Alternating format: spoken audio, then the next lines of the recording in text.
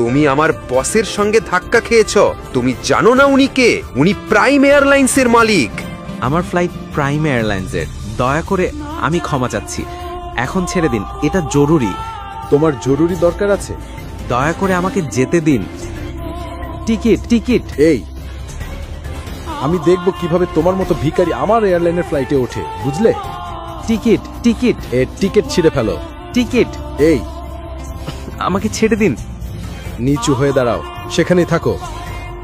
নিচু হয়ে দাঁড়াও, সেখানেই থাকো। এর টিকিট ছিঁড়ে ফেলো।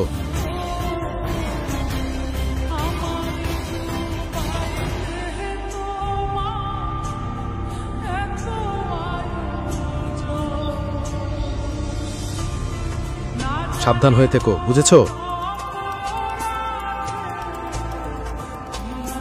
চলো বেরিয়ে পড়ো। যখন ও শিবমের ইউএস টিকিট 4 টুকরো করে ছিঁড়ে ওর মুখে ছুঁড়ে দেয়, ঠিক তখনই শিবম রেগে গিয়ে সমস্ত দেহরক্ষীদের মাটিতে ফেলে দেয়।